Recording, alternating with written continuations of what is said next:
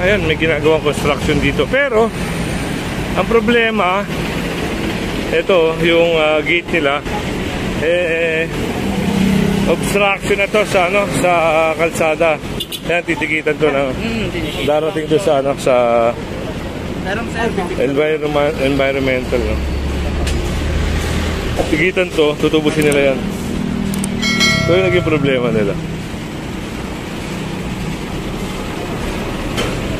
Ayun, lalo napakadelikado yung bakal. So isang hazard dyan, no? Halimbawa, pwede kang ma-slip, pwede kang ma-trip, cause ng aksidente. Eto na, dito papasok ang safety rules and standards. So alam to ng mga safety officer. Dapat alam nila yan. Ay, si sir pala, ay safety. Tinitikitan ko. Papasok mo na. Oo. Nasa-deliver lang kasi ito. SO3 sir, SO3. So alam ni sir yan. So papasok naman nila. Gawin na yung papasok namin sir. Alright. Ito na unahan namin. So yan, titikin na ho at tutubusin nila yan.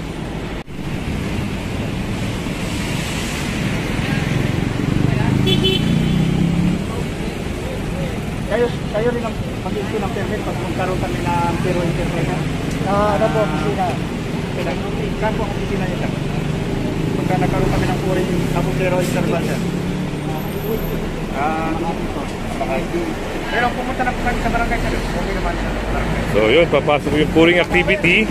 Ang alam natin dyan, coordination sa LGU, at the same time meron din coordination sa MMDA kung sino nakakasama dito. Kasi yung pouring, explain ko lang sa inyo ha, gagamit sila ng kalsada. So hindi makakapenetrate yung concrete pump dito, at the same time yung mixer. So nagkukos ng traffic yon, lalo na pag umaga. Mas maganda gawin yon gabi, pero kailangan nila ng permit. So kuha sila ng permit para doon, no? Bagay, malapit na kayo. Pag nakapag gano'n na kayo, ubuhos na yan sila, sir. So in-explain ni sir ha, in-explain na sa kanila kay sir, no? Yung safety officer nila dito.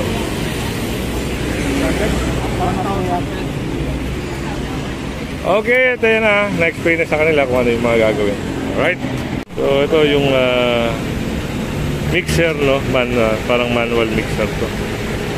Ayan, tatabihan doon kasi yung sidewalk na yan.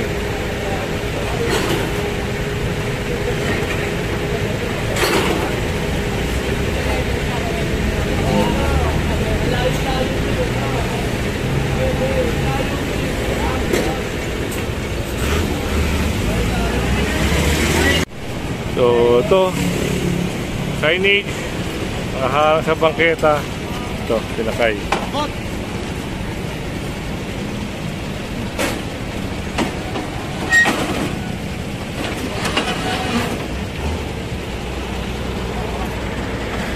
At ito, yung hindi natin alam kung anong tawag dyan eh. O sige, sabihin natin signage yun na ano.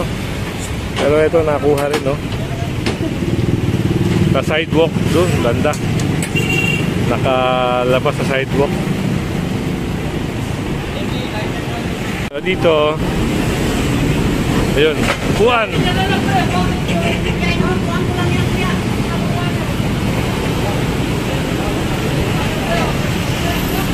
Sunod tayo ha. Tignan natin kung anong mangyayari. Ayun, binalikan na naman yung area na to. Kung natatandaan nyo yung operation dito, marami na baklas na lona. Yan, meron na naman. So punta tayo, dire-diretso tayo. Hindi tayo makaano kasi nasa loob sila ng ano, ng sidewalk. Yung iba, ayan, wala nang lona. Pero yung iba meron. Mas maayos ngayon, mas maayos. Ayan, mas maayos ngayon.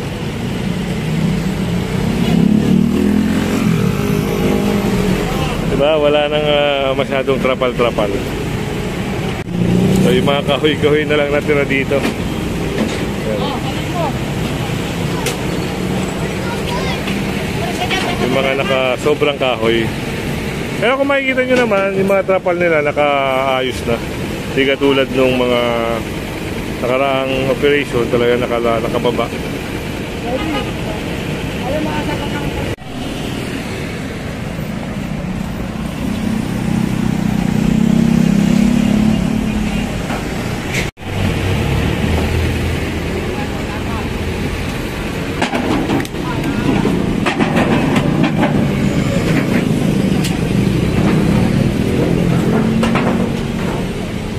Ito, napansin dito, sobra.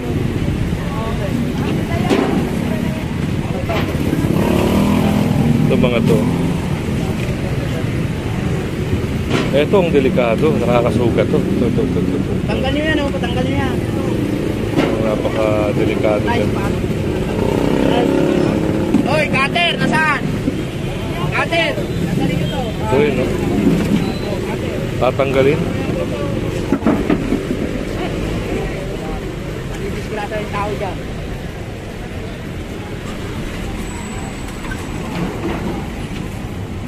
Paalala po, kung hanggang saan lang yung stall nyo, hanggang doon lang kayo, huwag na kayo mag-extend. Para sa mga customer nyo yan kung bibili. Saan bibili? Saan dadaan yung tao naman? May bumili ng customer nyo, o saan dadaan yung tao?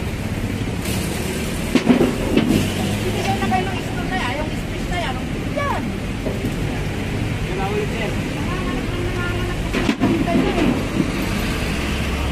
Tayo na po kontento. So, natanggal na rin yung extension nila. Pinapantay lang naman kasi doon. Kasi dito, ito nyo, sumobra na sila rito.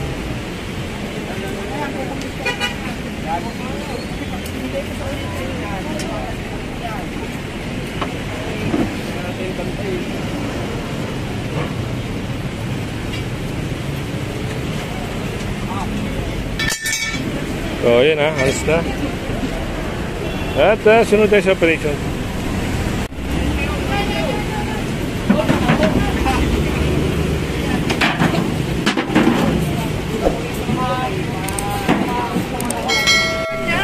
Oh, bumati ka na. Batiin mo na lahat ng mga kabit mo. Pinabati ko yung mga kakosa ko sa Muntinlupa. Nung nakulong ako. Joke lang. Oh, yung mga kakosa Okay lang po yan. Normal yan. Marami palang kakosa to, sir. Sino mga kakosa mo rin, sir? Wala, bibiro lang. Bibiro lang. Oh, yun. So, dito napansin din yung mga lamesa. Mga lamesa, mga buko-buko. Kailangan ano?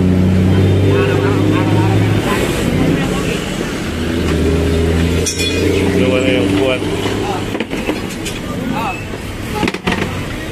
Araw-araw na lang tayo. Kunin yan. Kabuta tayo dun. Baka merong natowing. Ayan na. Sakay na kaya. Paulit-ulit tayo.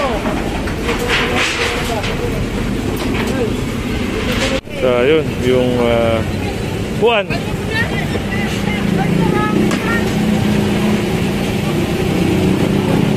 Nakabalandra. Ayan, nakita rin. Hoy, tao! So, yung mga case na nasa sidewalk. Ayun. Sinabihan na kasi sila. Oh, yun. Dito kasi nakalagay sa sidewalk. Kaya yun, sinakay na roon sa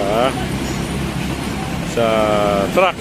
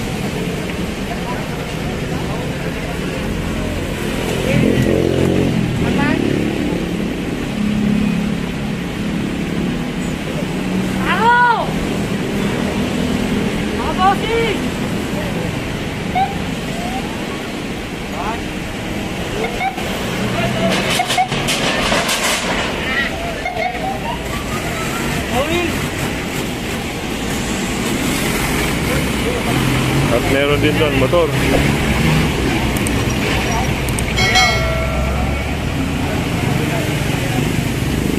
So, isa, dalawa, tatlong motor. So, isa. Oh, dati na natin yun lang, pilitan niya.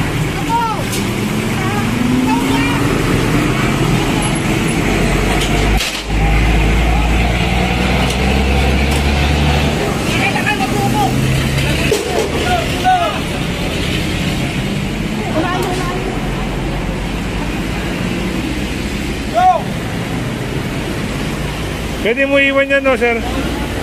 Sa kanila. Kasi may helmet ho eh, kaya mas maganda ibalik na lang yung helmet.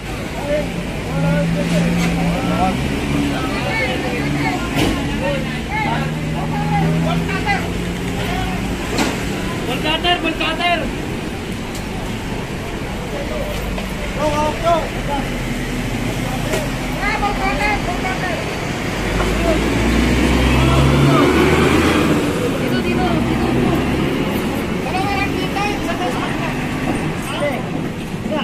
Kuya, yung helmet, naka na. Bibigay natin yung helmet sa nararapat. Kuya, itago nyo nga ho to, dun to sa mga natutowing. Pag may naghanap po, ibigay nyo na lang yan.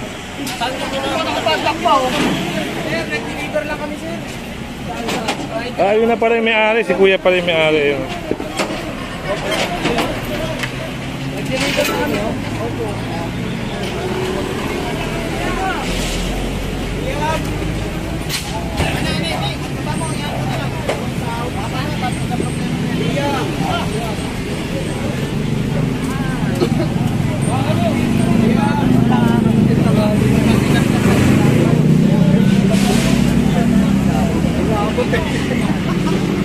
So yun, na ball cutter pala yung isa.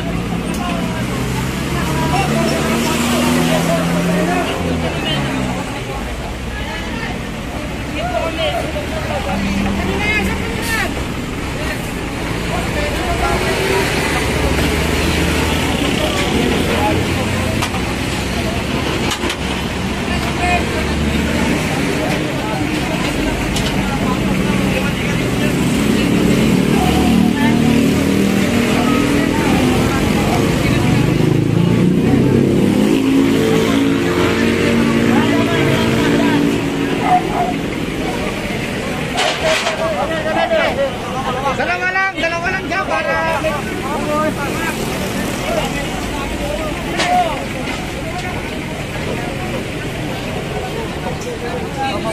Isa!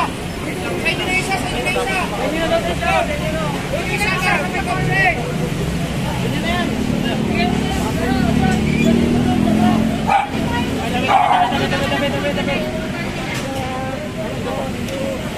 Ay, meron tayo yun? Ay, hindi ko po alam. Tanong nyo lang po.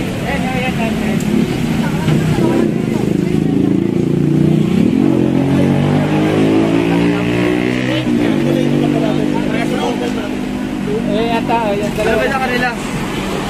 Saan dinadala yung mga yan? Tumana po. Ha? Tumana po. Balikin na po. Ano yan? Parang ibuhanan nila yung tubusin? Opo. Magkano pa tubos? So, ayun, naisakay na. Tapos, meron pa doon naisakay. Napunta natin ito.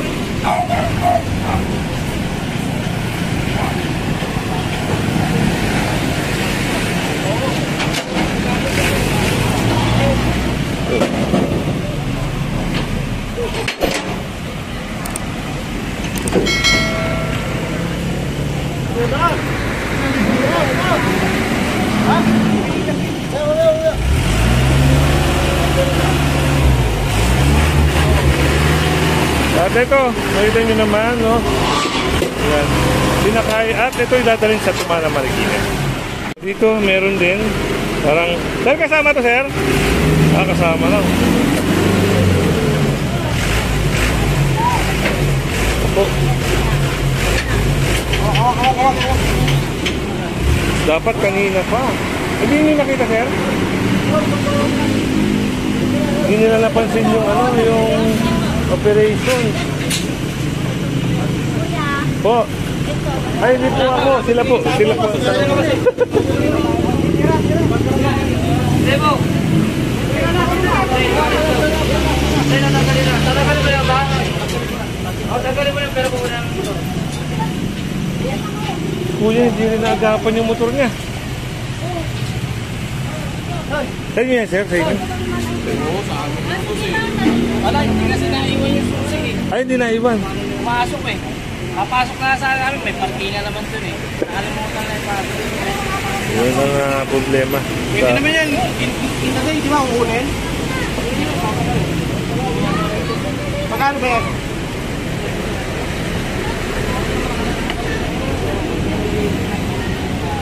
So yung natatanggalin lang yung ano, parang kadena, tapos sasakay nila yan dito. Tapos pupuntahan nila yan sa Tumana. Ay, doon nila dadalhin sa Tumana, Marikina.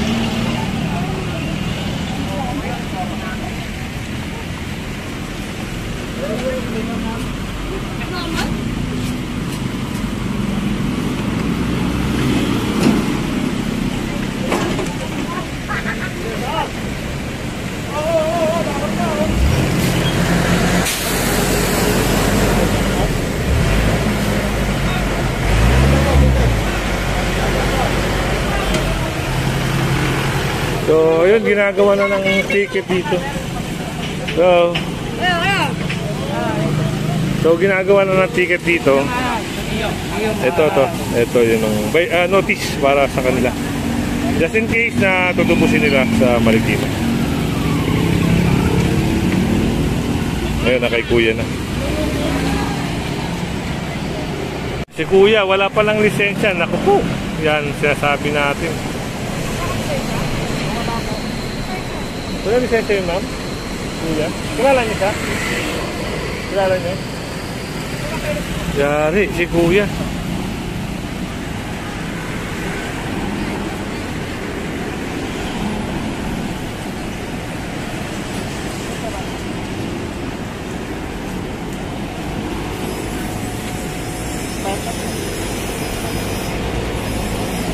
Walang lisensya, sir?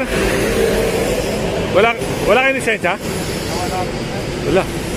Paano pag ganyan, sir? Anong gagawin pag ganyan? Tawagin na lang kasi. Impound, sir? Oo, kasi unang-una, nagkakalaso na walang lisensya. Oo. Pangalawa, kaya na to. So yun, rinig nyo naman, no? Baka ito ay mataw. So hintayin natin kung anong mangyayari. So ito, parang itutowing nga itong tricycle gawa ng si Kuyang driver, wala siyang lisensya.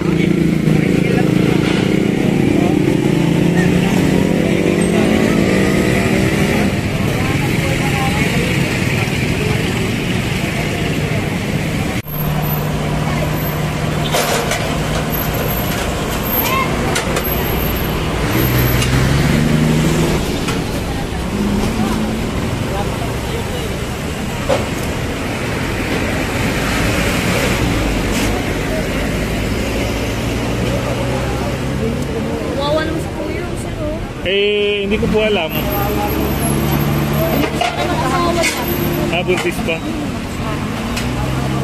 So, kasi nahuli siya na walang lisensya.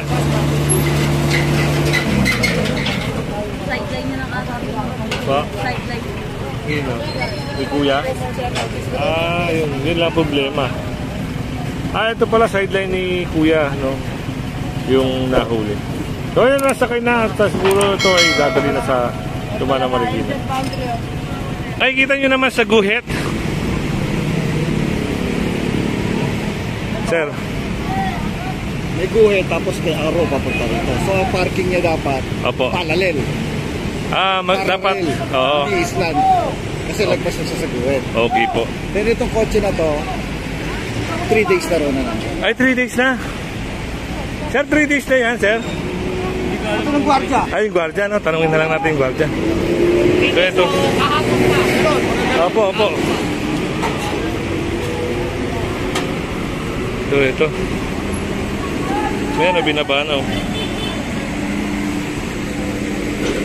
Oo nga naman. Kung makikita nyo, ayan. Itong araw na to. Pero ito, parang okay to, yung sasakyan na to. Parang tama naman sa guhit. Ito ang mali ang pagposisyon. Pero ito, walang problema dito sa posisyon na to. So ito, sasakyan niya.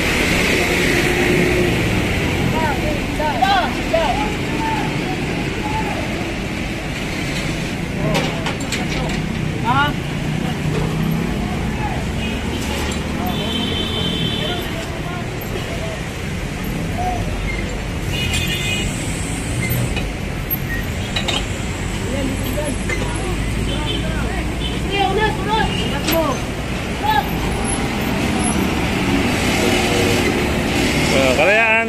Katipunan, sorry, Katipunan. Yan, C5 Katipunan. Ito na, hinila na.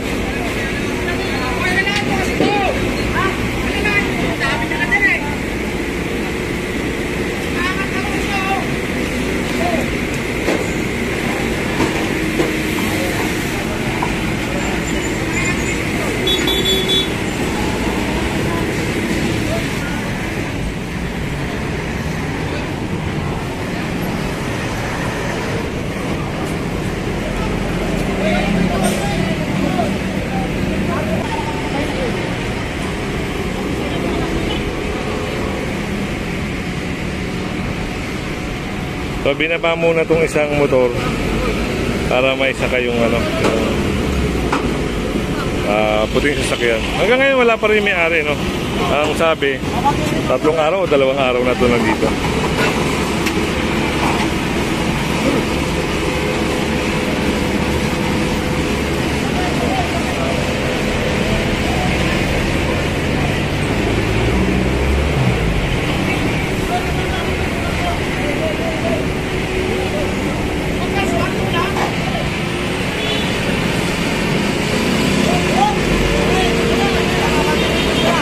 Sa Tumana Marikina ito dadalhin.